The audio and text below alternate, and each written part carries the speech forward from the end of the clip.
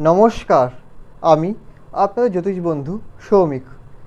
আজকের বিষয় নিয়ে আলোচনা করব, সেটা হলো মীন রাশির অক্টোবর 2024 কেমন যাবে সেই বিষয় আলোচনা করব।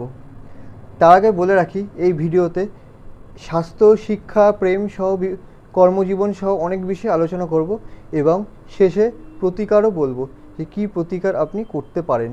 ভিডিওটা পুরোটা দেখবেন, স্কিপ করবেন না। ভিডিওটা ভালো লাগলে চ্যানেলটা সাবস্ক্রাইব করবেন, ভিডিওটা লাইক করবেন এবং শেয়ার করবেন। এইবার আলোচনায় আসা যাক যে অক্টোবর 2024-এ মীন রাশির জাতক জাতিকাদের শরীর কেমন যেতে পারে। শরীর বলুন, স্বাস্থ্য বলুন এবং বিভিন্ন বিষয়গুলো, সেই বিষয়গুলো ক্ষেত্রে কী কী ফল তারা পেতে পারেন। তো প্রথমে স্বাস্থ্যের বিষয়ে আসবো।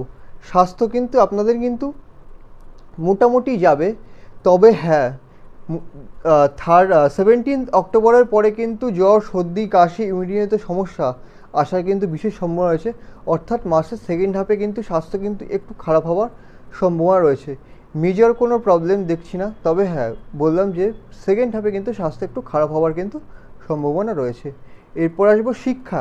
যারা প্রাথমিক শিক্ষা গ্রহণ করছেন এবং উচ্চশিক্ষা গ্রহণ করছেন, তাদের শিক্ষার ক্ষেত্রে তারা কী ফল পেতে পারেন। প্রথমে বলবো শিক্ষার ক্ষেত্রে বলবো মোটামুটি 10 অক্টোবর অবধি কিন্তু প্রাথমিক শিক্ষার যোগ কিন্তু শুভ রয়েছে। তারপরে কিন্তু বাধা আসার কিন্তু সম্ভাবনা রয়েছে। শনির 7.5 এই মুহূর্তে চলছে। হতেই পারে যে পড়াশোনায় মন বসছে না, এই সমস্যাটা কিন্তু রয়েছে। কোনো ধরুন পড়ছেন, সেই পড়াটা মেমোরাইজ হচ্ছে না ঠিকঠাকভাবে, সেই সমস্যাটা রয়েছে। এই সমস্যাগুলো কিন্তু রয়েছে। তাই চেষ্টা করবেন যতটা সম্ভব কনসেন্ট্রেশন দিয়ে পড়াশুনো করার, ফুল কনসেন্ট্রেশন দিয়ে। যারা প্রাথমিক বিদ্যা গ্রহণ করছেন, যারা উচ্চ বিদ্যা প্রাপ্ত করছেন, 20 অক্টোবরের পরে কিন্তু উচ্চ বিদ্যায় কিন্তু বাধা আসার সম্ভাবনা রয়েছে। চেষ্টা করুন উচ্চ বিদ্যার ক্ষেত্রেও কিন্তু ফুল কনসেন্ট্রেশন দিয়ে পড়াশুনো করার।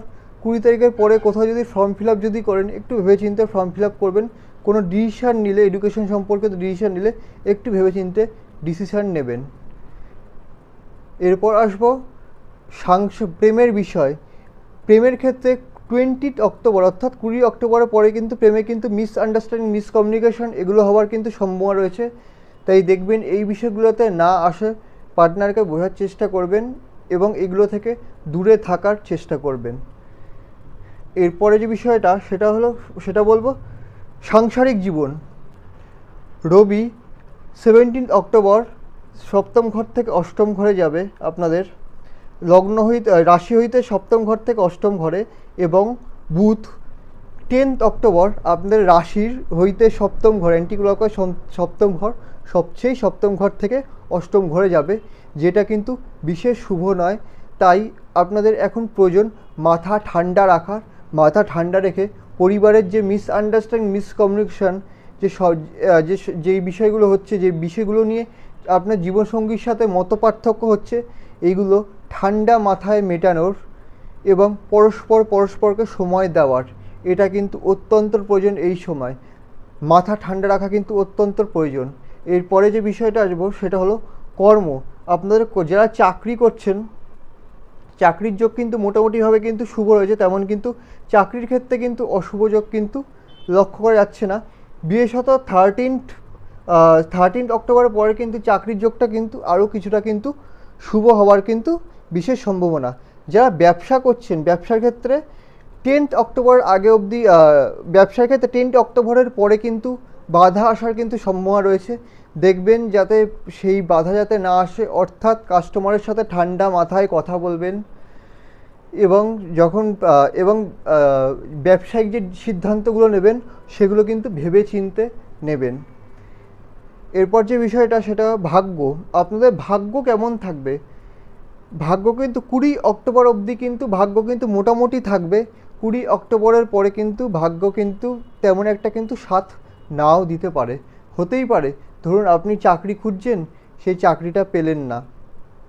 তাই চেষ্টা করবেন যেই কাজগুলো ভাগ্যের সাহায্য দরকার সেগুলো 20 অক্টোবরের আগে করবার।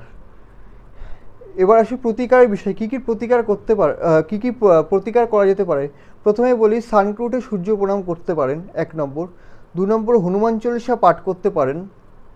3 নম্বর মঙ্গলের বীজ মন্ত্র পাঠ করতে পারেন। গুগল করলেই আপনারা মঙ্গলের বীজ মন্ত্র পেয়ে যাবেন। তো মঙ্গলের বীজমন্ত্র পাঠ করতে পারেন। তো ভিডিওটা কেমন লাগছে জানান, ভিডিওটা ভালো লাগলে চ্যানেলটা সাবস্ক্রাইব করুন, ভিডিওটা লাইক করুন এবং শেয়ার করুন। আরেকটা বিষয় বলি, জন্মছক ভেদে ফলের পার্থক্য কিন্তু ঘটতেই পারে, তার কারণ সবার জন্মছক তো সমান হয় না। ভিডিও দেখার জন্য ধন্যবাদ।